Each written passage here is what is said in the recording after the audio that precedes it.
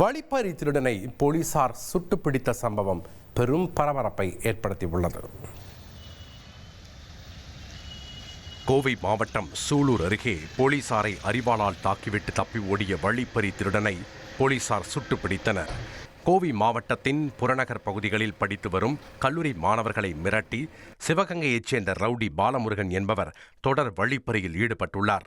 இது தொடர்பாக மாணவர்கள் அளித்த புகார்களின் அடிப்படையில் பாலமுருகனை தனிப்படை போலீசார் தேடி வந்தனர். இந்நிலையில் சூலூர் அருகே ஒரு வீட்டில் பதுங்கியிருந்த ரவுடி பாலமுருகனை போலீசார் பிடிக்க முயன்ற போது போலீசாரை அரிவாளால் தாக்கிவிட்டு அவர் தப்பி ஓடியுள்ளார். இதில் சூலூர் உதவி ஆய்வாளர் யுவராஜ் காயமடைந்த நிலையில் தற்காப்பிற்காக ஆய்வாளர் பிரேம் ஆனந்த் பாலமுருகனை சுட்டார். இதில் ரவுடியின் வலது காலில் குண்டு பாய்ந்தது. தொடர்ந்து அவரை போலீசார் மருத்துவமனையில் சேர்த்தனர். மேலும் வழிப்பறி சம்பவம் தொடர்பாக ரவுடியின் கூட்டாளி ஆனந்த் என்பவரையும் கைது செய்து போலீசார் விசாரணை நடத்தி வருகின்றனர்.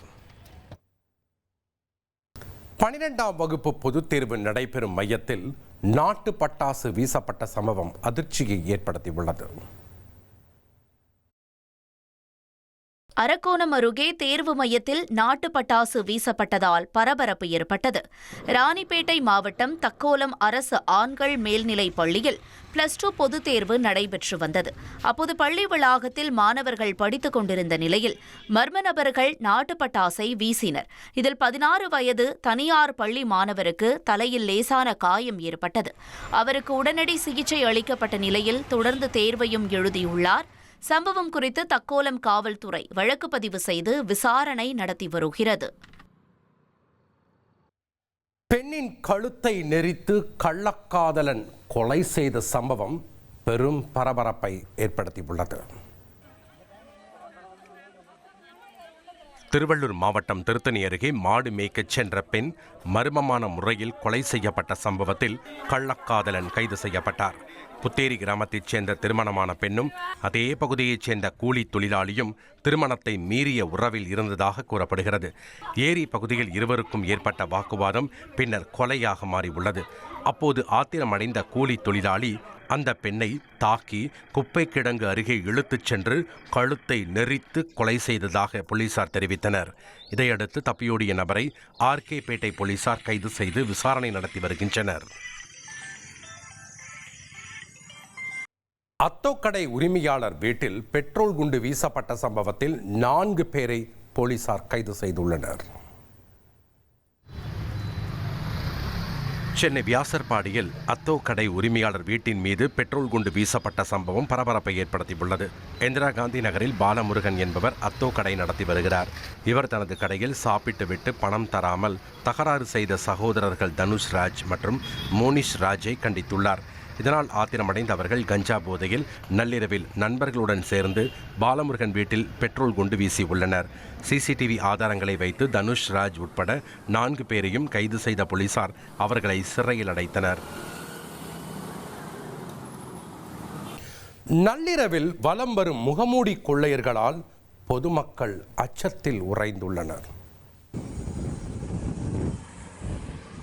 ராமநாதபுரம் மாவட்டம் பரமக்குடியில் நள்ளிரவு நேரங்களில் முகமூடி கொள்ளையர்கள் வீடுகளின் பூட்டை உடைக்கும் சிசிடிவி காட்சிகள் வெளியாகி பரபரப்பை ஏற்படுத்தியுள்ளது.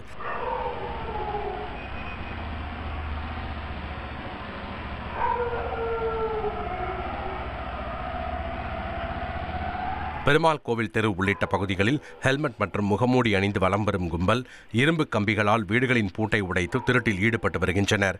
இதனால் அச்சமடைந்துள்ள பொதுமக்கள் இரவு நேரத்தில் போலீஸ் ரோந்து பணியை தீவிரப்படுத்த வேண்டும் என கோரிக்கை விடுத்துள்ளனர்.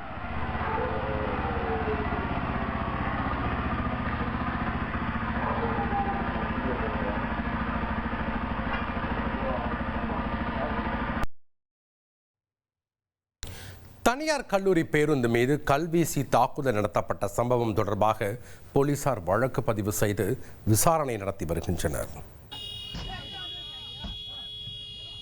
மதுரை அருகே தனியார் கல்லூரி பேருந்து மீது கல்வீசி தாக்குதல் நடத்தப்பட்ட சம்பவம் அதிர்ச்சியை ஏற்படுத்தியுள்ளது. வலையங்குளம் பகுதியில் இருந்து மாணவர்களை ஏற்றிச் சென்ற பேருந்து ஆலம்குளம் பகுதியில் சென்றபோது இறுதிச் சடங்கு ஊர்வலம் நடைபெற்றதாக கூறப்படுகிறது. அப்போது பேருந்து ஓட்டுநர் ஹாரன் அடித்ததாக கூறி சிலர் வாக்குவாதத்தில் ஈடுபட்டனர். இதையடுத்து 5 பேர் பேருந்து ஓட்டுநரை தாக்கியதுடன் பேருந்தின் கண்ணாடிகளை கல்வீசி சேதப்படுத்தினர். பேருந்தில் இருந்த மாணவர்கள் அச்சத்தில் அலறினர். இந்த சம்பவம் தொடர்பாக கல்லூரி நிர்வாகம் அளித்த புகாரின் பேரில் பெருங்குடி போலீசார் வழக்கு பதிவு செய்து சிசிடிவி காட்சிகளை ஆய்வு செய்து விசாரணை நடத்தி வருகின்றனர்.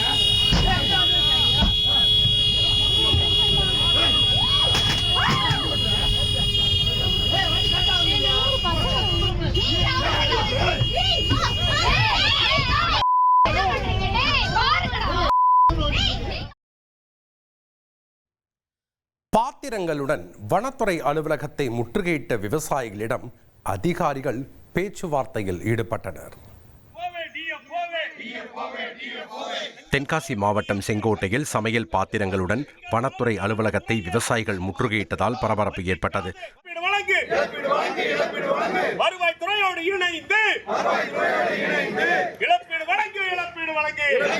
வன விலங்குகளால் ஏற்படும் பயிர் சேதத்திற்கு இழப்பீடு வழங்க கோரி விவசாயிகள் காத்திருப்பு போராட்டத்தில் ஈடுபட முயன்றனர். தகவலறிந்து வந்த மாவட்ட வன அலுவலர் போராட்டத்தில் ஈடுபட்ட விவசாயிகளிடம் சமரச பேச்சுவார்த்தை நடத்தினார்.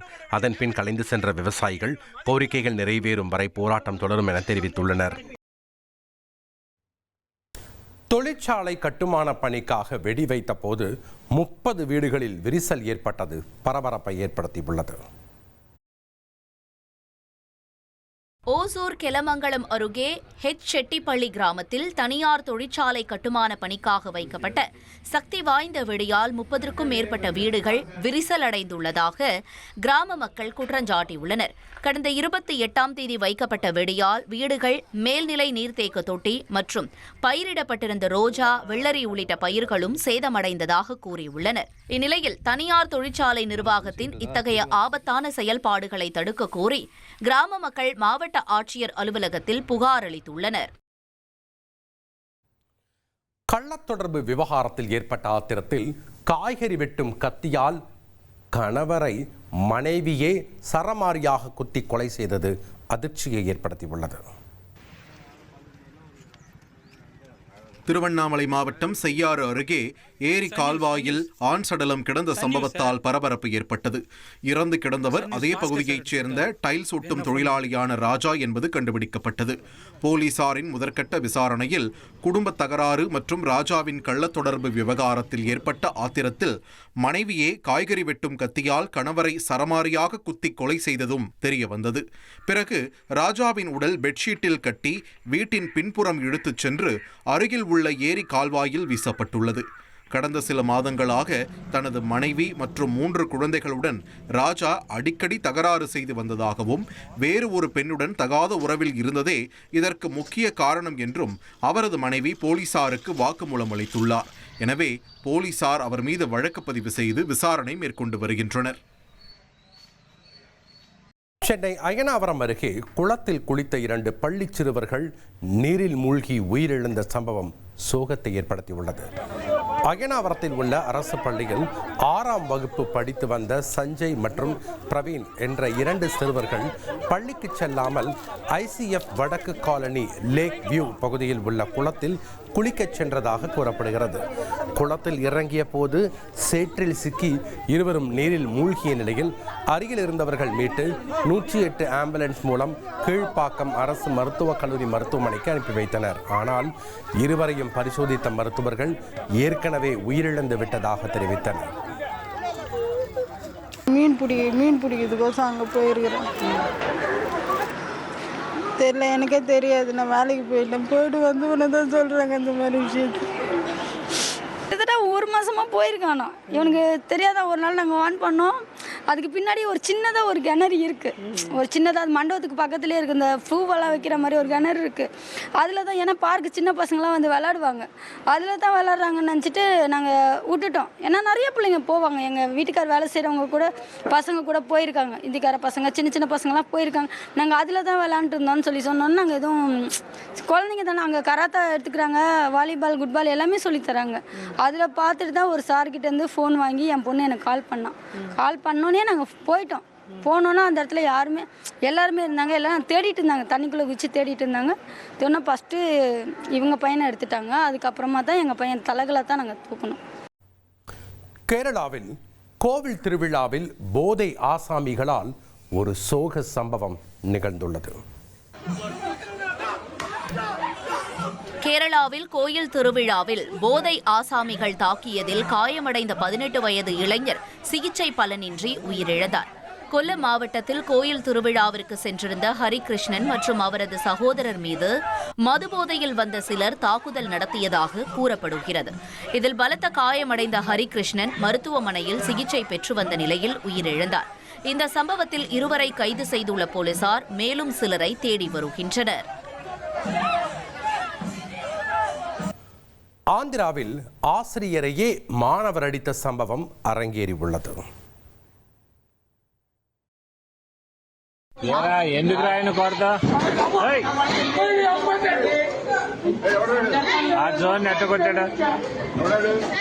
ஆந்திராவில் மாணவன் ஒருவர் ஆசிரியரை தாக்கிய வீடியோ வெளியாகி அதிர்ச்சியை ஏற்படுத்தியுள்ளது. என்டிஆர் மாவட்டத்தில் உள்ள பள்ளியில் ஏற்பட்ட இந்த சம்பவத்தில் மாணவன் ஆவேசமாக ஆசிரியரை தாக்கியதாக கூறப்படுகிறது.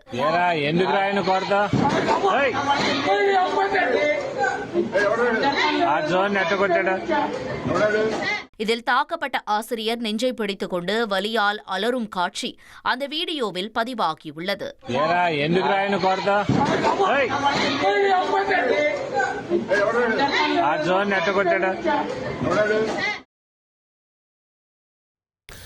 வண்ணம் பூச ஓடி வந்த 4 வயது சிறுவன் மீது உறவுக்கார பெண் ஒருவர் கொதிக்கும் சுடுதண்ணீரை ஊற்றிய சம்பவம் மகாராஷ்டிரா மாநிலத்தில் அரங்கேறியுள்ளது. நாக்பூரை அடுத்த கொராடி எனும் பகுதியில் ஹோலி கொண்டாட்டத்தின் ஒரு பகுதியாக ஹரிஷ் எனும் 4 வயது சிறுவன் அருகில் நின்று கொண்டிருந்த தனது உறவுக்கார பெண்ணின் மீது வர்ணம் பூசியுள்ளார். இதனால் ஆத்திரமடைந்த அந்த உறவுக்கார பெண்மணி தனது கையில் வைத்திருந்த சுடுதண்ணீரை சிறுவனின் மீது ஊற்றியுள்ளார். வலி தாங்க முடியாமல் அந்த சிறுவன் அலறி துடித்த நிலையில் இடுப்புக்கு கீழே படுகாயமடைந்தார். இந்த கொடூர சம்பவத்தில் ஈடுபட்ட அந்த பெண்மணி மீது போலீசார் வழக்கு பதிவு செய்துள்ளனர். ஈரானில் சர்வதேச கால்பந்து மைதானத்தை அமெரிக்கா, இஸ்ரேல் கூட்டுப்படைகள் தாக்கி அழித்துள்ளன. அமெரிக்க இஸ்ரேல் படைகளின் கூட்டு தாக்குதல்களால் ஈரானின் அசாதி சர்வதேச கால்பந்து மைதானம் கடும் சேதமடைந்துள்ளதாக தெரிவிக்கப்பட்டுள்ளது. அசாதி சர்வதேச கால்பந்து மைதானம் ஈரானின் முக்கியமான விளையாட்டு அரங்குகளில் ஒன்றாகும்.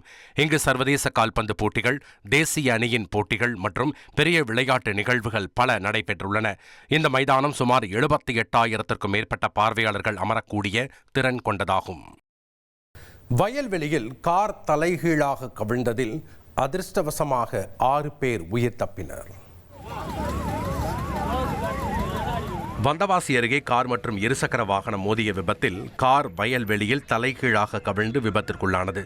மேல்மலையனூர் கோவிலுக்கு சென்றுவிட்டு செங்கல்பட்டு நோக்கி திரும்பிய கார் மழையூர் கூட்டு சாலை அருகே இருசக்கர வாகனம் மீது மோதியது. இந்த விபத்தில் இருசக்கர வாகனத்தில் சென்ற ஜானகிராமன் என்பவர் படுகாயமடைந்து செங்கல்பட்டு அரசு மருத்துவமனையில் அனுமதிக்கப்பட்டுள்ளார். கார் வயல்வெளியில் கவிழ்ந்த போதிலும் அதிலிருந்த கைக்குழந்தை உட்பட 6 பேர் அதிர்ஷ்டவசமாக உயிர் தப்பினர். விபத்து குறித்து போலீசார் வழக்கு பதிவு செய்து விசாரணை நடத்தி வருகின்றனர். 17 வயது மாணவியிடம் வீடியோ காலில் ஆபாசமாக பேசி அதனை பதிவு செய்து மிரட்டிய சம்பவம் அதிர்ச்சியை ஏற்படுத்தியுள்ளது. ஆன்லைன் விளையாட்டு மூலம் பழகி குமரி மாவட்ட பள்ளி மாணவியை ஆபாச வீடியோ எடுத்து மிரட்டிய உத்தரப்பிரதேச இளைஞரை தனிப்படை போலீசார் கைது செய்தனர். மார்த்தாண்டத்தைச் சேர்ந்த 17 வயது மாணவியிடம் வீடியோ காலில் ஆபாசமாக பேசி அதனை பதிவு செய்து மிரட்டி வந்த ஆக்ராவைச் சேர்ந்த 21 வயது இளைஞர் அஜய் என்பவரை போலீசார் உத்தரப்பிரதேசத்திற்கே சென்று சுற்றி வளைத்தனர். மார்த்தாண்டம் அழைத்து வரப்பட்ட அவர் மீது போக்சோ சட்டத்தின் கீழ் வழக்கு பதிவு செய்யப்பட்டு சிறையில் அடைக்கப்பட்டுள்ளார்.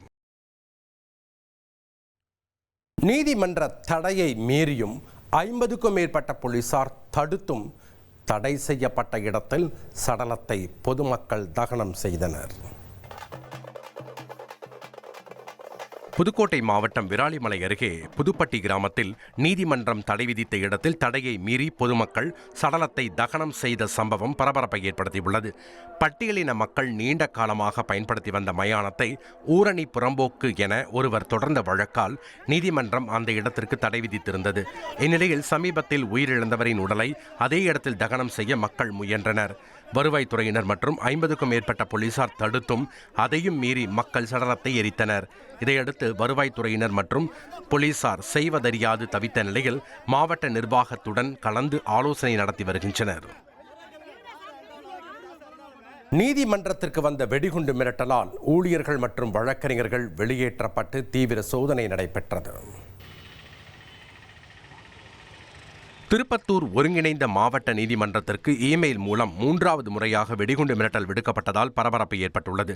மதியம் 2 மணிக்கு வெடிகுண்டு வெடிக்கும் என மிரட்டல் வந்ததை தொடர்ந்து நீதிமன்ற வளாகத்தில் இருந்த ஊழியர்கள் மற்றும் வழக்கறிஞர்கள் வெளியேற்றப்பட்டனர். தகவல் அறிந்து வந்த போலீசார் மற்றும் வெடிகுண்டு நிபுணர்கள் மெட்டல் டிடெக்டர் உதவியுடன் தீவிர சோதனை நடத்தி வருகின்றனர். இந்த மிரட்டல் குறித்து போலீசார் விசாரணை மேற்கொண்டு வருகின்றனர். தொழிற்சாலையில் நடந்த வெடிகுண்டு சோதனை ஒத்திகையை உண்மை என்று நம்பி பொதுமக்கள் பீதியடைந்தனர்.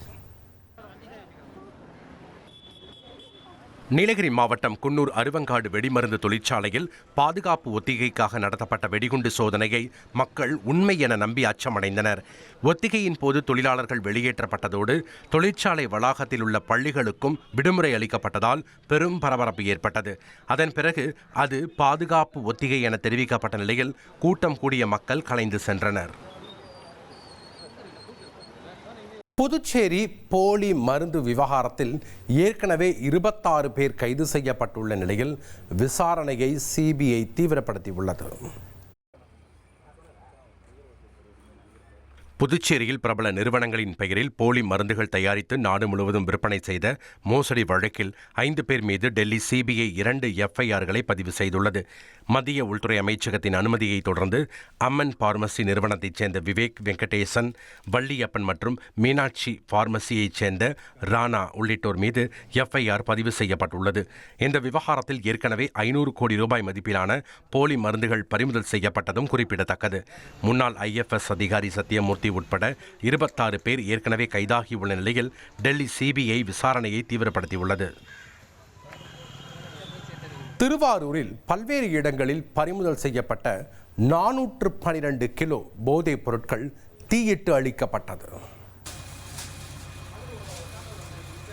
திருவாரூர் மாவட்டத்தில் பறிமுதல் செய்யப்பட்ட 412 கிலோ குட்கா மற்றும் ஹான்ஸ் போன்ற போதைப் பொருட்கள் நீதிமன்ற உத்தரவுப்படி எரியூட்டி அழிக்கப்பட்டன. திருவாரூர் நெய்விளக்கு பகுதியில் உள்ள நவீன எரிவாயு தகன மேடையில் வைத்து மூட்டை மூட்டையாக இந்த போதைப் பொருட்கள் எரியூட்டப்பட்டன. மாவட்ட சுகாதார ஆய்வாளர் மற்றும் நகர காவல் நிலைய ஆய்வாளர்கள் முன்னிலையில் நடைபெற்ற இந்த அதிரடி நடவடிக்கையின் போது ஜேசிபி எந்திரம் மூலம் கொண்டுவரப்பட்ட போதைப் பொருட்கள் அனைத்தும் முழுமையாக தீக்கிரையாக்கப்பட்டன. குடிநீர் இணைப்புக்கு 5000 ரூபாய் லஞ்சம் வாங்கிய 2 ஊழியர்கள் கைது செய்யப்பட்டுள்ளனர். கோவை காந்திபுரம் மாநகராட்சி அலுவலகத்தில் புதிய குடிநீர் இணைப்பு வழங்க 5000 ரூபாய் லஞ்சம் வாங்கிய 2 ஊழியர்களை லஞ்ச ஒழிப்பு போலீசார் அதிரடியாக கைது செய்துள்ளனர். கெம்பட்டி காலனியைச் சேர்ந்த முதியவர் அளித்த புகாரின் அடிப்படையில் ரசாயனம் தடவிய ரூபாய் நோட்டுகளை லஞ்சமாக பெற்றபோது டேப் இன்ஸ்பெக்டர் மோகன் மற்றும் பிளம்பர் ஈஸ்வரன் ஆகியோரை போலீசார் கையும் களவுமாக பிடித்தனர். அரசு ஒப்பந்ததாரரை கடத்தி 22 சவரன் தங்க நகைகளை கொள்ளையடித்த கும்பலை போலீசார் வலைவீசி தேடி வருகின்றனர். திருவண்ணாமலை மாவட்டம் செய்யாறு அருகே அரசு ஒப்பந்ததாரரை வழிமறித்து கடத்திய கும்பல் 22 சவரன் தங்க நகையை பறித்துச் சென்ற சம்பவம் பரபரப்பை ஏற்படுத்தியுள்ளது. இருங்கல் கிராமத்தைச் சேர்ந்த முனிகிருஷ்ணன் இரவு பணி முடிந்து இருசக்கர வாகனத்தில் வீட்டிற்கு சென்று கொண்டிருந்த போது காரில் வந்த 9 பேர் கொண்ட கும்பல் அவரை தாக்கி கத்தியை காட்டி மிரட்டி காரில் கடத்திச் சென்றது. கண்களை கருப்பு துணியால் கட்டிய கும்பல் அவர் அணிந்திருந்த 16 சவரன் நகையை பறித்ததுடன் செல்போனில் மிரட்டி அவரது தம்பியை வரவழைத்து அவரிடம் இருந்து 6 சவரன் நகையையும் பறித்தது. அந்த கும்பல் அதிகாலை வேறு இடத்தில் முனிகிருஷ்ணனை இறக்கிவிட்டு தப்பியது. சம்பவம் குறித்து போலீசார் வழக்கு பதிவு செய்து சிசிடிவி காட்சிகளை ஆய்வு செய்து விசாரணை நடத்தி வருகின்றனர். கள்ளக்காதலை கைவிட மறுத்த மனைவியை கணவன் கழுத்தறுத்து கொலை செய்த சம்பவம் பரபரப்பை ஏற்படுத்தியுள்ளது. தருமபுரி மாவட்டம் பஞ்சப்பள்ளி அருகே ஜெல்திம்மனூர் கிராமத்தில் கள்ளக்காதல் விவகாரத்தில் மனைவியை கழுத்தறுத்து கொலை செய்த கணவன் போலீசில் சரணடைந்தார். ஜெல்திம்மனூர் கிராமத்தைச் சேர்ந்த பாக்யராஜ் என்பவர் கூலி தொழிலாளியாக பணியாற்றி வருகிறார்.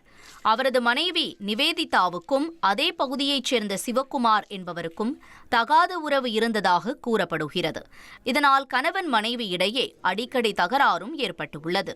இந்த நிலையில் வீட்டில் நிவேதிதா கழுத்தறுக்கப்பட்டு கொலை செய்யப்பட்ட நிலையில் கிடந்ததை பாக்யராஜின் தந்தை பார்த்து அதிர்ச்சியடைந்து போலீசாருக்கு தகவல் தெரிவித்தார்.